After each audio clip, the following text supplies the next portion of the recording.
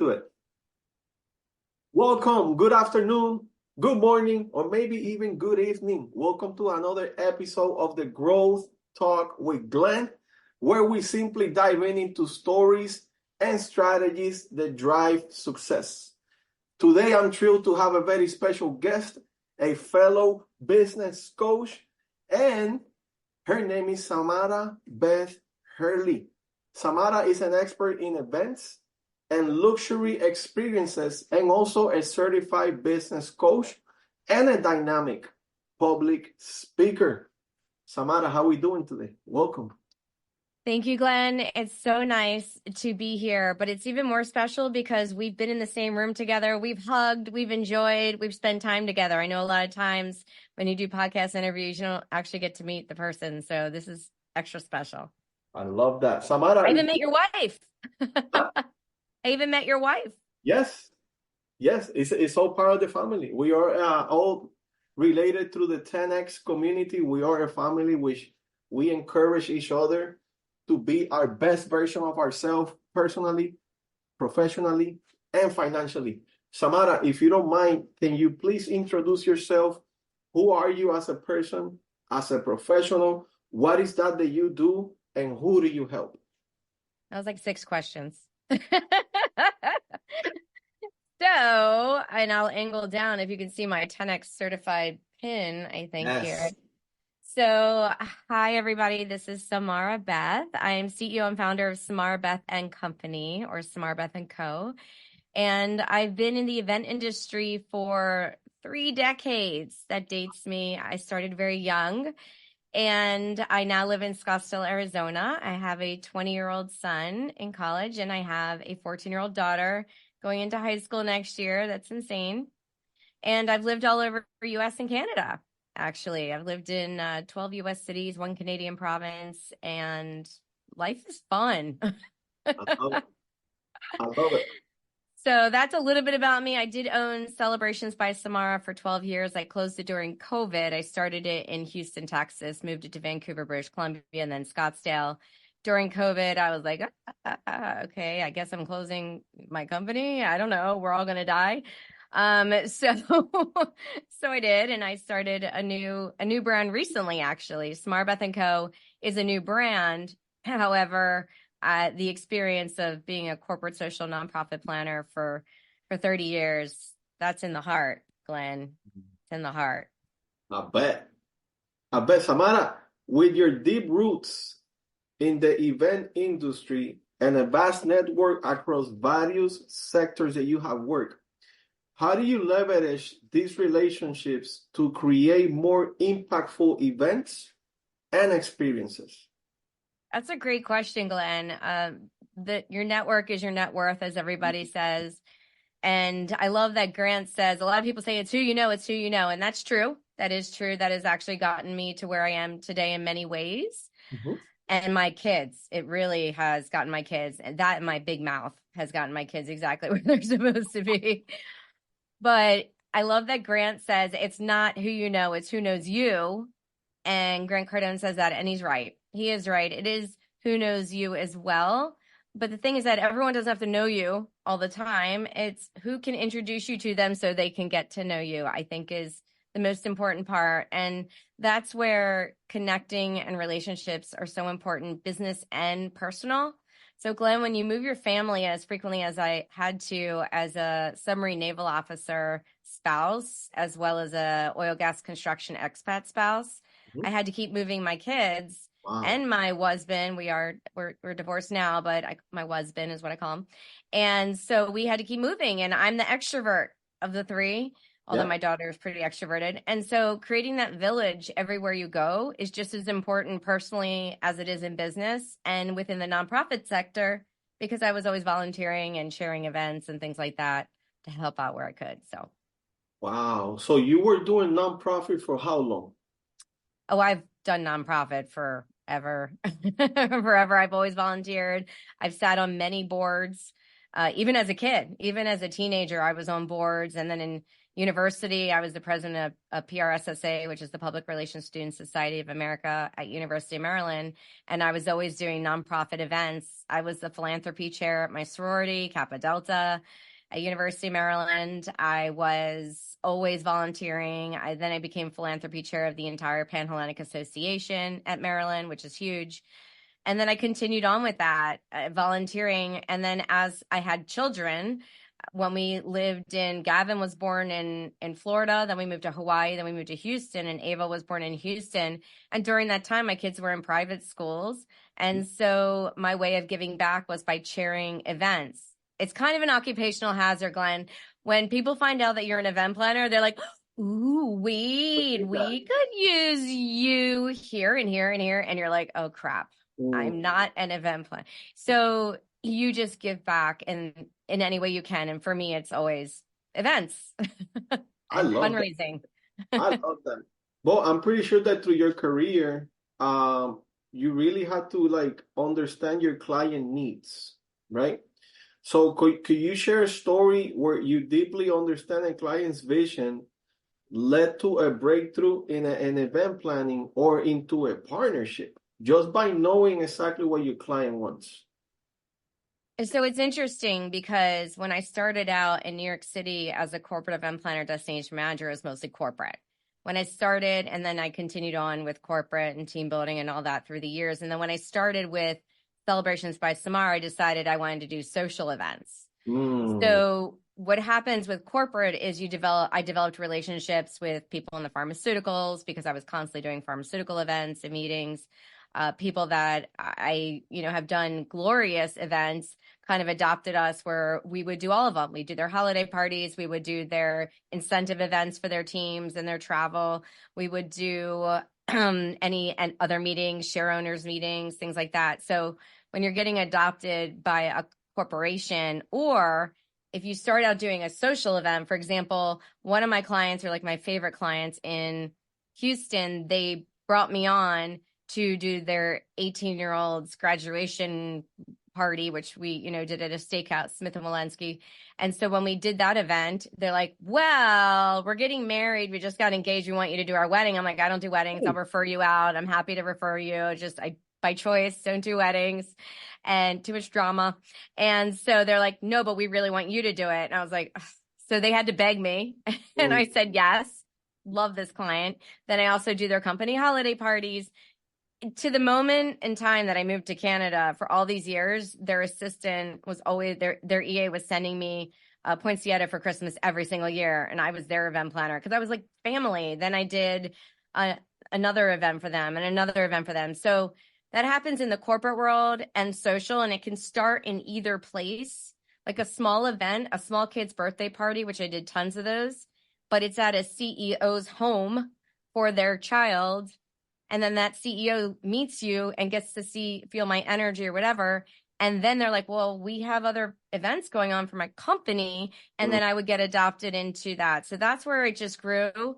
And I have to tell you, Glenn, when my husband told me we're moving to Canada, I was in such tears because I'd been in Houston for 8 years and my company became the one of the top event planning companies within 3 years. Wow. And that took a lot of work. And after 5 years, he's like, we're moving. And I'm like, what?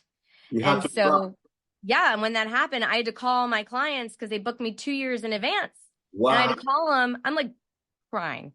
I'm moving to Canada. I'm so sorry. It's not your fault. I'll give you your money back. And these people were like, we'll keep you. I'm like, what?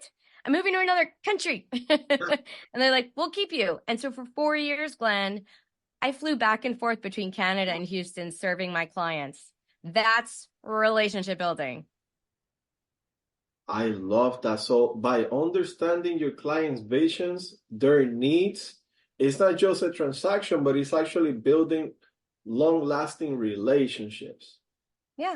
And then they could call me and say they're doing an event at home, or maybe they're doing it for someone else and a food truck fell through, or the decor person, had a death in the family, whatever. And it could be in like New Jersey. Yeah. I just pick up the phone or send some emails and I get someone to them and I don't charge them. It's like they know that we're always there for them. It's more than just a transaction to me. Mm-hmm. it's that continuation through the years. Wow. And I'm still in touch with all of my, mostly all my clients. That's amazing. That's something that is very hard. It takes a lot of commitment, discipline, and like caring, right? Caring about your customers' needs or clients. Samara, as a 10x business coach, how do you incorporate your expertise in events and your experience into coaching others to build successful businesses? I love that question. And Glenn, as you know, I'm a brand new certified 10X business coach through Cardone Enterprises. And we were just there. It feels like weeks ago, but it was like a month ago. I don't know. It's all blur. We were there a month ago and then continued on to GrowthCon, which was my first GrowthCon, by the way. Yeah. And I have really just started with that because I crash coursed the whole program. Most people took 6 months to a year to get certified. I had 2 months to do it. I love that. And I pulled it off. No one knows how I did it. I don't even know how I did it, but I did it. And so when you set your sights on something and you have that goal in front of you, you just make it happen. And that's where I operate really well when there's a deadline. So with that being said, I'm still in that learning curve right now. I'm not like the amazing coach that you have become, Glenn. You just are award-winning, amazing. Thank you. But what I have done is throughout the days of learning and training and watching all the videos and being on all the calls and the accountability calls and the training calls, which are unbelievable, I've barely missed a single one. I think the only one I missed was when I was driving in a blizzard from my son's new college to home.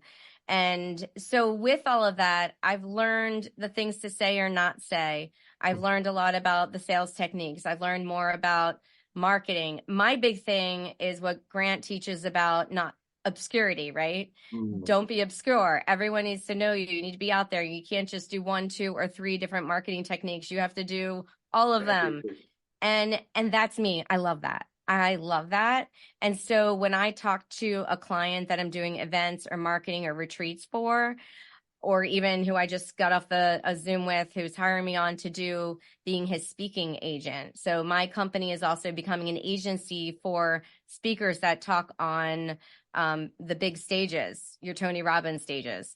And so now they're hiring me on to manage all of that because it's all the same thing. It's the writers, it's the speaking engagements, it's all that. And it's connecting people from Cardone, from Tony Robbins, from, the Jim Cathcarts and the Brian Tracys, from all of those groups. I happen to be in all of them, which is insane. It just kind of happened. And so I'm able to utilize Grant's teachings and everyone's teachings and pick and choose and then help other people in a different way. Not as much where I have coaching clients that I'm just coaching on Grant's material. I haven't gotten to that point yet, obviously, because I just started, but it's still guiding me and helping me, if that makes sense. Yeah. Actually, like now that you have access to this information and you match that with your expertise, with your knowledge, with the years of the expertise that you have, what will be the ideal customer that you will go after? Like what will be that person that now that when you combine what you have access right now from Grant, your knowledge, your expertise, you're going to say, you know what, I'm going to go to this industry and just crush it. Well, Glenn, the truth of the matter is my manifestation, my mindset is on the fact that Grant Cardone will bring on and partner my company, Samara Beth and Co, to be the 10X retreats. Love where that. We're producing right now they have in-house event planners. But I can work with them. I've been an intrapreneur for years and years and years. So working with their teams where they don't have to keep hiring and training people, we do that and we work with them. We can produce retreats for their coaches, for their clients, and for them anywhere in the world. So Samara Beth and Co is a global company. It's a global retreat event production company. Does that mean I've done an event in every single country? No, not yet, but I will. I love that. What do you think is the most underrated elements of a successful partnership that many professionals overlook? You have to feed every relationship. So whether it's a spouse or your children or even a parent. I just lost my father, Wow, and sorry to hear that. definitely thank you. One of my favorite people on the planet. I thought when my dad passes away, which you always know, he hit 80, you think like, okay, when a parent passes away, that's it. I'm done. Like, I can't live with that. You know, like I buried a child. Like, I didn't think I could live through that. The resilience really just keeps you going, which has been shocking throughout my life as all these things have happened to me. But when you move as often as we have, and when you have clients all over, it is so challenging to nurture those relationships and to stay in touch with people. My Facebook account, my personal account, was 15 years old. My dad had a stroke in August, and that week while I was at the hospital, somebody hacked into my Facebook, took over the account, destroyed it. So I lost 5,000 contacts. It was connected to my business and other personal and business Facebook, and because it's Meta, and Instagram accounts. I lost so much. And that's why email is important. Staying in touch with people is important. Having multiple accounts is important, because now I can't get to them maybe through the Facebook, but I can go to LinkedIn. I can go to a personal Instagram that I may not use very often. I can go into other ways to see what they're up to and to catch up with them. Nurturing relationships in any business is probably the hardest thing to do, because you're one person, which is why you can't be one person. You have to grow. You have to scale. You have to be the octopus. You have to, you know, I'm a single mom, and I have a son with autism. I have a daughter, you know, who has her own struggles. My mom is now a widow and she lives 15 minutes away. Like, we're doing her first garage sale on Saturday. I have to promote and market this garage sale. My mom's scared nobody's going to show up. Like, I have to market it for her, you know, and nurture that and be there for her, but still set a boundary where I can be there for my clients and be there for my kids and be there for, you know, boyfriend, whatever. So that would be my answer, Glenn, in the most long about way that was coming back. I might go on to a tangent, but I always come back. is that nurturing those relationships and staying in touch. I just got my gorgeous thank you notes that my branding team did with my amazing boyfriend, who's a graphic artist too, and my branding team. A big shout out to my team in Australia. Justine Progreski's amazing $1 million brander. She's awesome. She helped me rebrand my whole company. And so I'm out there, and now, Glenn, I have to go to everyone and say, I would love a video testimonial. I would love to introduce you to my new company. And that's going to be all my previous clients, all my vendors, all my creative partners, all those people I've known for 30 years are now the people that I got to find. I got to contact them. I got to tell them what I'm up to. I got to tell them how I can serve them, what I can do to help them. You know, Glenn, what can I do to help you? Your power base. You got to hit that power base. I think you're going to love this question. I think. I'm going to take a sip of my gratitude coffee first. Do it. If you could design an event without any budget limits, what would that look like? It'd be a progressive event.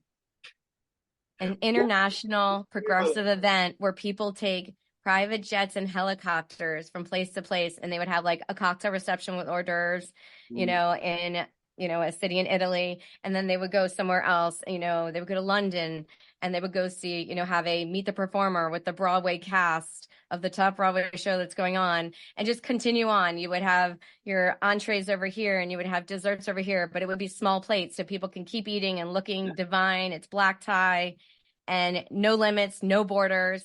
And it would be an integration of people from around the world. Where would that be? It's going to be all over Europe, most likely. Love that. And how long? Because, you know, would that be like an entire day from breakfast, lunch, dinner, after party? What would that look like? So, Glenn, with me, an experience starts when you RSVP. So when you RSVP to an event, it's the gifts that arrive at your door. The surprises, the elements of surprises constantly happening to you, where you're wondering what is happening next, where it's all branded, and it's almost like a scavenger hunt where you have to do like a video and photos and post it and tag it. And there's all this excitement. I don't know if you've heard of Blanc de Blanc. It's a white on white event It happens throughout the world, but when I lived in Vancouver, they would do them in Vancouver. And what happens is everybody knows they wear all white. And in the one in Vancouver, it's not catered. You bring your own like picnic basket, essentially, of food and wine, and then you don't know the location. You find out right before the event. Mm-hmm. And then everybody goes to that location and all the decor and the tables are set up in the entertainment. Wow. So that is part of the event, but you're bringing your own food and all that.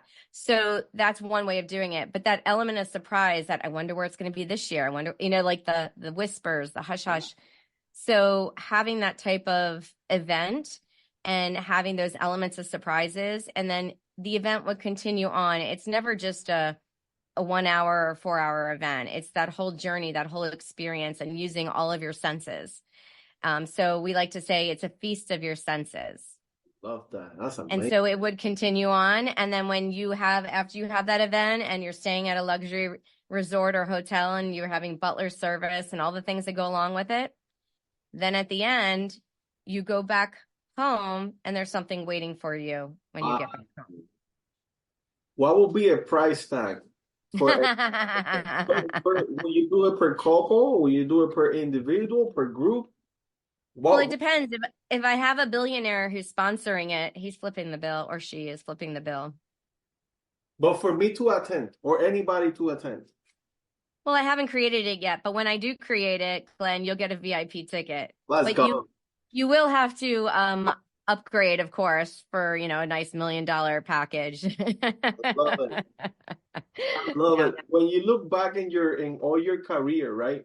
What was that one event that has been unforgettable for you? Like, man, I love when I did this, when I created and delivered this event. There's really two, but one that was my absolute was in New York City. It was one of my all-time favorite clients. I adore her. It's from a wholesaler food service company out of Texas. And it was in New York City, and it was an incentive. I love incentive weeks, like incentive travel. So top salespeople, top recruiting people, whatever it may be. And you have like a week of events and meals and all different types of themes and experiences, excursions, all that. So this was a great one because you do everything from breakfast at Tiffany's in New York City to Tavern on the Green, which was a big thing back then, to having little gifts. I love purchasing gifts for people and customizing them. So we had little gifts that were all featured luxury stores in New York that they're known for. So little Tiffany and Company boxes with jewelry, or, Big Apple crystal ball, desk, paperweights or whatever it may be. And then the final night we had actually only 50 people, and we rented out all of Ellis Island, and we did Ellis Island where my mom and my grandparents and my family all came through Ellis Island. So it was really special for me as a family of immigrants after the war. And so when we were in the luggage room, we had the 50 people there with the stage, and we had my favorite 3 waiters, opera singers, and everything was red, white, and blue and very patriotic. The uplighting was gorgeous. And 50 people in that huge luggage room seems very unique. And we made it look like, where it can hold thousands, we made it look like this was just such a special experience. And then we had all these performers throughout the entire night for the seated dinner. And then they went back onto the boat and went past the Statue of Liberty, where we did a customized fireworks show over Lady Liberty, and it had all of their like logo colors and all that stuff. So when they came back, I mean, that's the real deal. I mean, that's just the stuff and the things that we could do before 9/11, because I was there 9/11 and my husband was at the Pentagon that day. There's so much more that we could do before. There's just been a lot of laws and things that made it more complicated, but there's still spectacular things that you can do with events. That one just really stuck out for me. That and Coca-Cola's share owners meeting, that was ridiculous too. That's amazing. What would be a good recommendation that you will give to someone that is even like contemplating in starting an event and a retreat company? So if somebody's interested in getting into events, I would do exactly the opposite of what people did to me when I was starting to get into events. I was at University of Maryland, College of Journalism, public relations major, and I was trying to get internships. I was trying to get jobs, and I did get PR internships. But in the event industry, I was trying to get jobs and before I graduated. And a lot of the companies in Maryland and DC area, I'm from Baltimore originally, I would call them and they would say, well, do you have 3 years experience? I'm like, well, I've done this, this, and this, but not in the scale that they were requiring. And like, do you have this? Do you have that? And nobody would give me a shot. And finally, and there were some people who get on the phone and literally say, don't do it. Go for something else. The burnout rate is really high. It's exhausting. You won't make a lot of money. I mean, the negativity was unbelievable. Unbelievable. Wow. For me, it's about, and I've had lots of interns. I've had staff working for me full time, especially in Houston. And when I do that, I nurture them and I teach them. A lot of event planners say I'm not in the business of training my competition. But for me, it's really about teaching them everything so that they can do it in the right, proper way. And you can't help it if somebody's going to go and start their own business, or if they're going to go work for somebody else and share all your secrets. Like, it is the nature of the beast. And with the world of the internet now, there's not much you can do about it. So you just kind of have to help people, guide them, and do the best you can, and pretend and hope that they'll be with you forever. But I've definitely helped and given advice to those who are starting out, because people were there for me too. I've even shared my contracts with event planners. Oh yeah, here you go. Make it yours. I've done that with proposals with friends of mine who were event planners. They're like, oh, we want to get this bar bat mitzvah. And I did tons of bar bat mitzvahs in Houston, tons. And so I was like, oh, okay, here you go. I don't live in that city anymore. And I'm like, here, go ahead. Wow. People didn't do that for me. So. Wow. So I'm pretty sure you heard this question before. What does the term 10x means to you? 10x for me, I tell people that my dream and goal and purpose is to help people 10x their business and their personal lives. And that's why I created Paid to Vacation, because it's a retreat revenue mastermind where you have a full retreat within the 6 weeks and you can run with it, or you can partner with people within the course. And with that, it's about how many people say they're going to go on vacation and they dream of it, but now it's so hard to get flights that are affordable, and hotels and everything has gone up since COVID. And then certain levels of service have decreased in many ways because they can't hire on enough people at these hotels and such. And so with all of that, I want people to be able to take their families on vacation. I want people to have the memories that I had and continue on with that, because I think it's important. It's also important to visit other cultures. And so the only way you can really do that is not in a Zoom. You have to go and experience it. You have to taste it. You have to feel it. You have to wear it, So that's why I think it's really important. And that's also part of why I'm doing what I'm doing now, where I'm not focusing as much on conventions and conferences. I'm doing more incentive and team building and retreats and those more intimate gatherings, because I also want to go out there and have my children see the world too, and for me to see the world and to see all the people that I've met virtually around the world, and bring business to them. That's the best. I love that. Well, Samara, we're getting close to wrapping up the podcast. I really want to say thank you for your time, your knowledge, your expertise, the insights that you have shared. Would it be okay? I'd like to close my podcast providing more value. So would it be okay if we do a quote from page, from page 9 to 85? Pick a number. Pick a number, no stop. No stop. This is flipping. Destiny right here. Okay. All right. So let's go with 15. 15. Oh, that's a good one. Oh, this is perfect. This actually goes with what you were saying right now. Never seek balance, seek extraordinary. Never seek balance, seek extraordinary. Before we get wrapped up, Samara, I forgot to ask you, if someone is interested in connecting with you, maybe jump in the call to see how can you help them, whether it's an event or a retreat, how can they get in contact with you?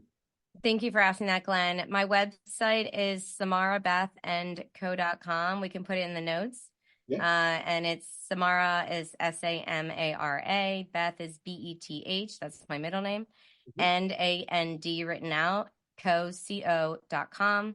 And they can contact me through my website. They can book a 15-minute discovery call. They can find me on the OWL app that Jason Hill has invented, which is great, OWWLL. I can give them, my code is ACTION, ACTION. They get $10 free.